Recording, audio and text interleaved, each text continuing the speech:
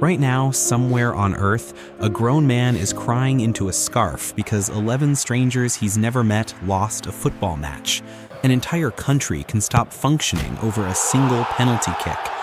And then there's you, scrolling past the wall of jerseys in your feed, feeling absolutely nothing, quietly wondering if something in you is broken. Here's the strange part.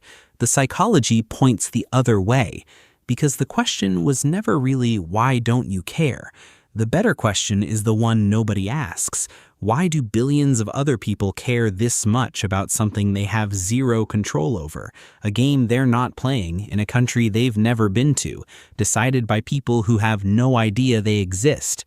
And by the end of this, you'll see why the one person feeling nothing might actually be the closest to how humans were built, which is a much stranger thought than it sounds. Start with the way fans talk. When the team wins, listen closely. We won. We were unstoppable.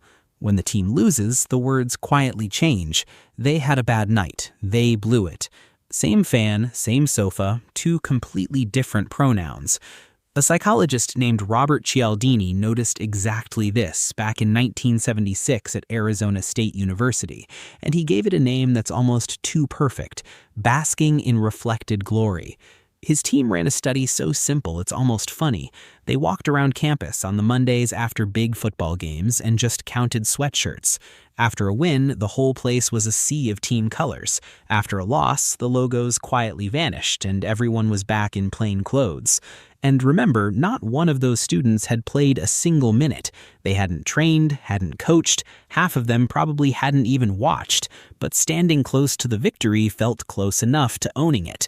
The self, it turns out, is a bit of an opportunist, and it goes deeper than how people talk. It reaches all the way into the body. In 1998, two researchers, Paul Bernhardt and James Dabbs, did something a little odd. During the 1994 World Cup final, Brazil against Italy, they had fans spit into small tubes, once before the match and once after, and they measured their testosterone. That's the hormone your body floods you with around competition and winning. Brazil took it on penalties, and the Brazilian fans' testosterone shot up by around 20%. The Italian fans dropped by about the same amount. Sit with that for a second. These were people who didn't run, didn't kick a ball, didn't break a sweat. They sat and they watched, and their bodies reacted as if they'd been the ones out on the pitch. The win wasn't only in their heads, it was in their blood. So when a fan tells you the result felt personal, they aren't exaggerating.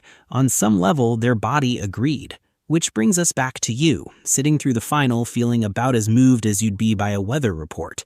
Here's what's really going on, and it's the opposite of cold. That entire machine, the we, the hormone spike, the joy, and the heartbreak, none of it switches on by itself. It needs one ingredient first. You have to belong to one of the sides. Without that, you're just watching a coin flip in slow motion for 90 minutes. And the unsettling thing about that sense of belonging is how little it takes to switch on. In the early 1970s, a psychologist at the University of Bristol named Henri Teichfel ran a now famous experiment. He took a room of schoolboys who'd never met and split them into two groups based on something completely meaningless, which of two abstract paintings they happened to prefer. That was it. No history, no rivalry, no reason. And almost instantly, the boys began favoring their own group and shortchanging the other, fighting for a team that minutes earlier hadn't existed. The lesson is a little humbling. The human urge to pick a side and root for it will latch on to almost anything: a painting, a coin toss, a color on a shirt. So the drive to belong to a tribe, you have it. Everyone does. The person who feels nothing during the World Cup isn't missing that wiring at all. They've just plugged it into something else: a music scene, a tight group of friends, a weirdly specific hobby, a job they can't stop thinking about.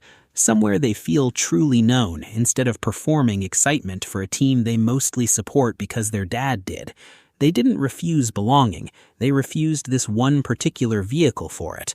And when you actually look at the vehicle up close, it's a strange one, which is where the World Cup gets its own special twist. With normal club football, you can sort of choose your team, but every 4 years the whole thing gets wrapped in flags, and suddenly it isn't just a team, it's your country, your people, your identity carried onto a field by 11 players you will never meet. For a lot of people, that makes the feeling bigger. The nation raises the stakes. But for others, the flag is exactly where the whole thing quietly falls apart. Because you didn't choose where you were born, and if you've had a complicated relationship with your country for years, being told to feel personally victorious because a man who happens to share your passport kicked a ball into a net, the emotional math just doesn't add up. The people most baffled by the World Cup are often the ones who never believed a flag could hold everything they are. And now for the part that quietly reframes everything. This kind of fandom, feeling real grief because strangers on a screen lost a match you watched alone in your kitchen, is shockingly new. For almost all of human history, you couldn't follow a team. There was no screen, no broadcast, no way to even imagine 11 distant strangers as yours. Back in the 1950s, two researchers named Donald Horton and Richard Wohl were watching this newly invented thing called television, and they noticed it was creating a completely new kind of relationship. People were forming deep, one-sided bonds with figures on a screen who had no idea they existed. They called it parasocial, and that's the uncomfortable truth hiding inside all the talk of sport as some ancient tribal instinct. Yes, the tribal wiring is really ancient, but the face paint, the jerseys, the weeping over strangers in stoppage time, that part isn't prehistory. That's an invention of the age of television. Which means the person sitting through the final feeling nothing might actually be the closest to the original factory setting.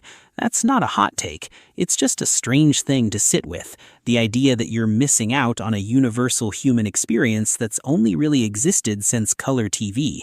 Now, to be completely fair to the fans, because this matters, the science is firmly on their side too. Dan Wan, a psychologist at Murray State University who has spent his whole career studying sports fans, has found again and again that people who deeply identify with a team tend to be less lonely, feel less cut off from the world, and carry a steadier sense of self-worth. That shared scarf, that crowd singing the same song, for a lot of people that's a real lifeline, not a silly distraction. So this was never about fans being shallow or non-fans being superior. The line that actually matters runs somewhere entirely else. It's the difference between an identity that genuinely fits you and one you wear because the room expects it. The fan who lights up when their country scores, who carries the loss into the next day like a low hum in the background of everything. They're getting something real out of it. The person sitting beside them, faking the groans so they don't seem cold, they're just tired. So if you feel nothing when the world loses its mind over a match, you can finally drop the idea that something in you is broken. Apathy would mean you feel nothing about anything. This is far more specific. It's a quiet signal that your need to belong has already found its home, and its home is somewhere else. Your brain isn't wired wrong, it's just pointed in a different direction. And if you already know exactly where you light up, the thing, the people, the world that genuinely pulls you in, then you've already got the whole point. That feeling is everything the fandom was ever reaching for. You just found it somewhere they weren't looking. One last thing before you go. If you want more deep dives that take something ordinary and make you see it completely differently, subscribe and tap the bell so the next one actually finds you.